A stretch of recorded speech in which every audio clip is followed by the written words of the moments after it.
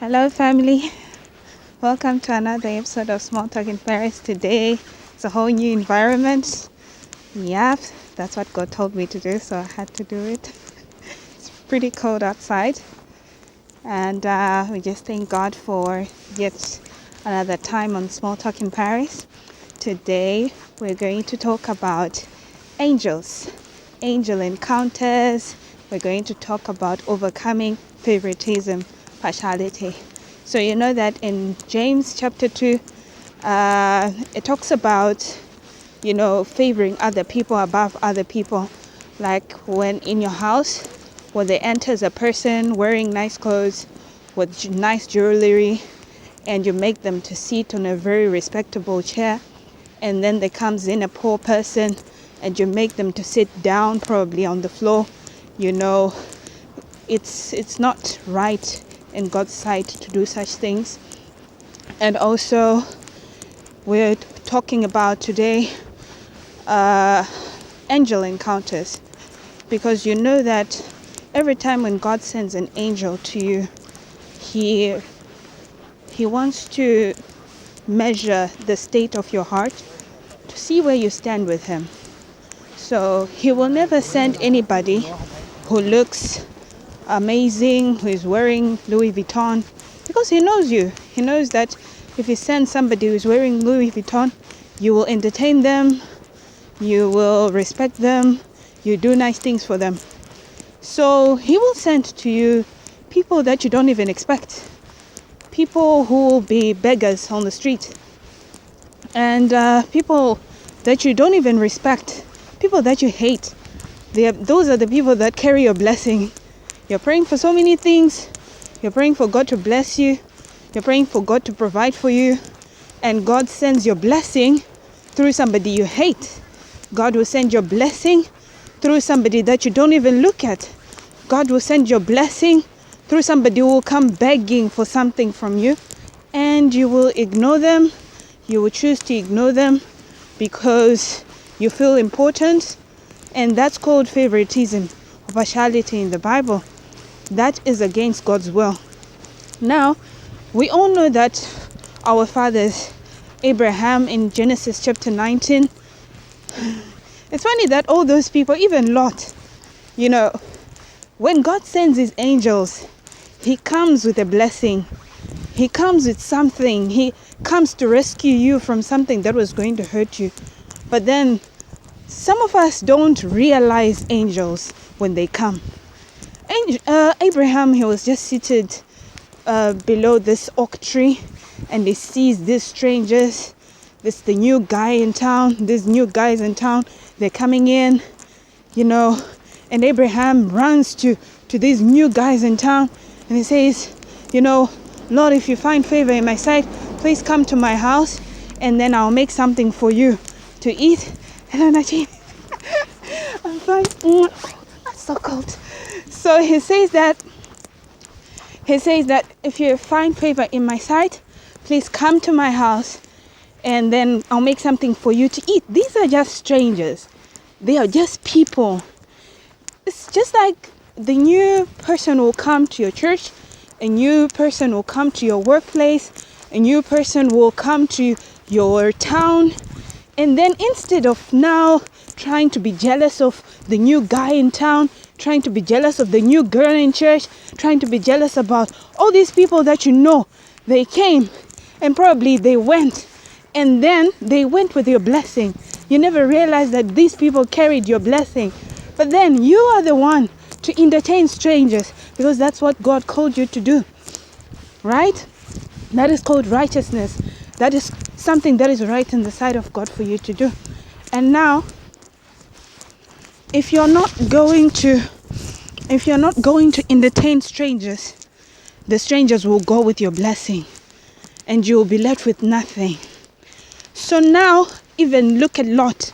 Abraham, even, he got his blessing. He got a child.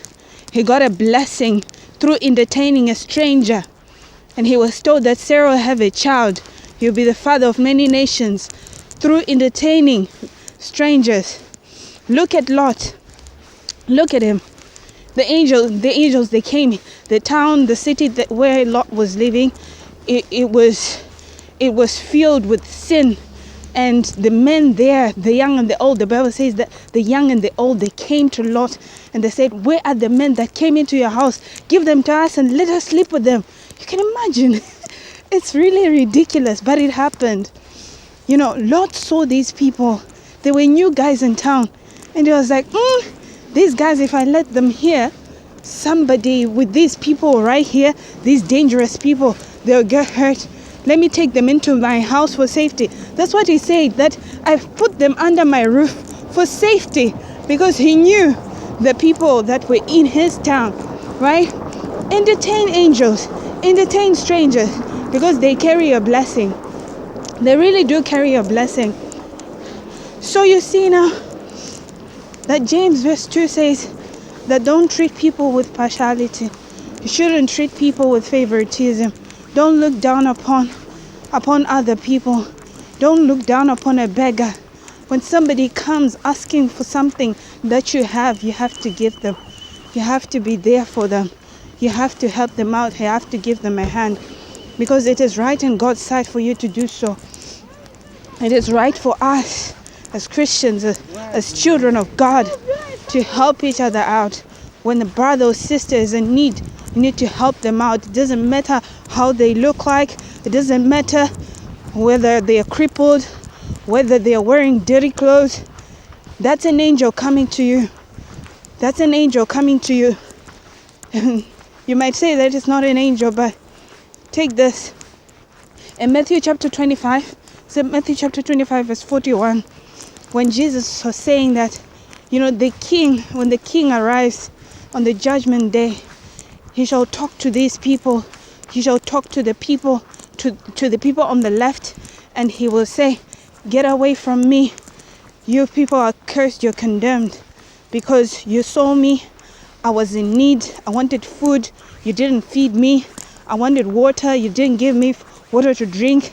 I needed clothing. You didn't give me clothing. I wanted shelter. You didn't give me shelter.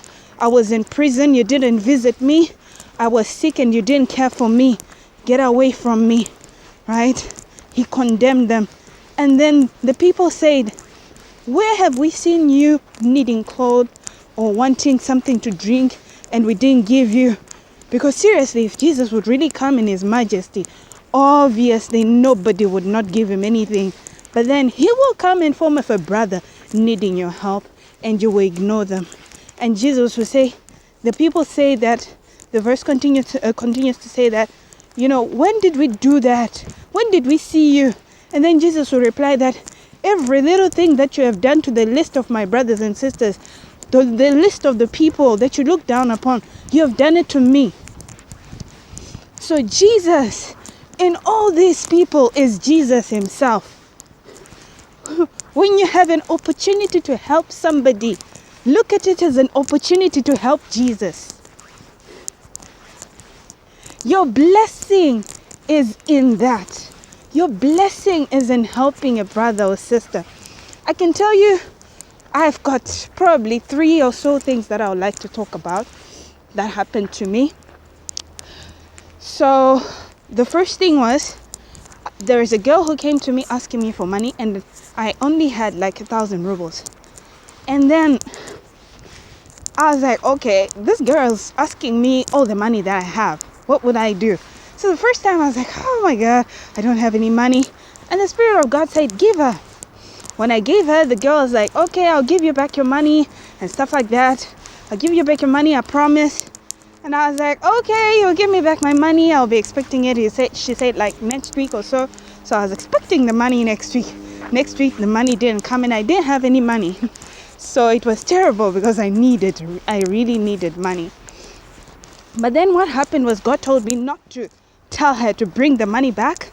So when she brought the money back, for her, she didn't have any money. She had to give me all the money that she had. And I was like, okay, you don't have to give me that money. You have to take it.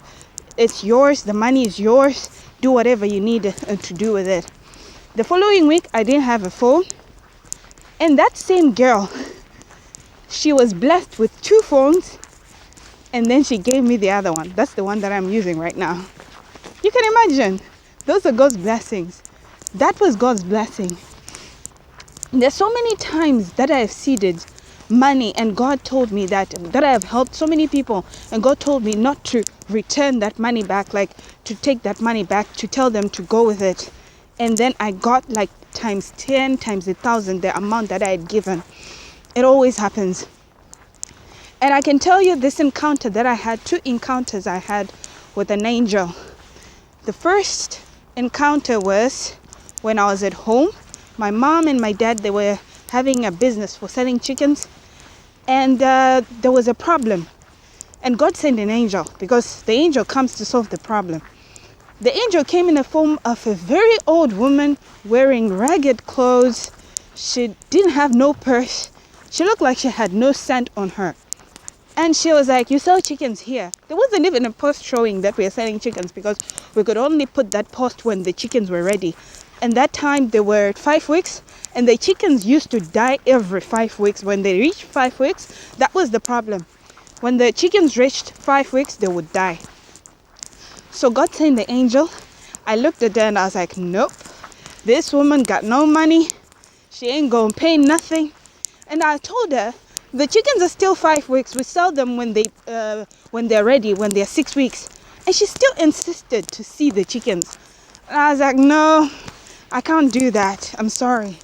The moment I turned my back to walk, thinking that, what was going, this is really weird. And then God spoke to me and he said that I sent an angel to you to change the situation around and you let the angel go. The moment I heard that voice, I turned to my back. I turned. The woman, there was no sign of the woman. I'm telling you the truth. I looked around. There was no sign of the woman. I couldn't find her. The second time was when these guys that carry the beans and stuff like that, they empty the beans. I was 16 years old. You know, every time when I used to grow in faith, when things start to happen in my faith, when I start to have a new relationship with God, He sends an angel to test my heart, to see where I stand with Him. And then they came to our house and they said, we need some water. Please, we are so thirsty. And I was like, I don't know why, but I just didn't give them that water. The moment they left, I felt so guilty. Like, how could I just not give somebody water who needed water?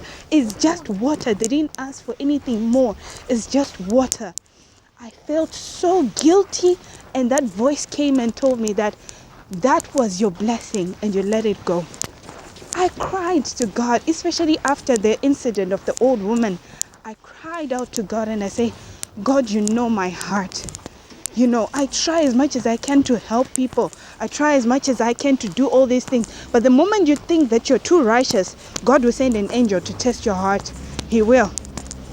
So be aware.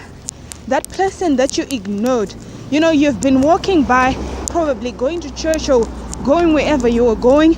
You had your car was empty. You weren't carrying anybody. And there's this lady, you know her, probably you know her. And she's carrying a baby and a very huge bag. And you say, she looks like she's got dirt and the bags have got dirt. I've just cleaned my car. And you let her go. That was your blessing. Those are your blessings. You see somebody, probably they have something.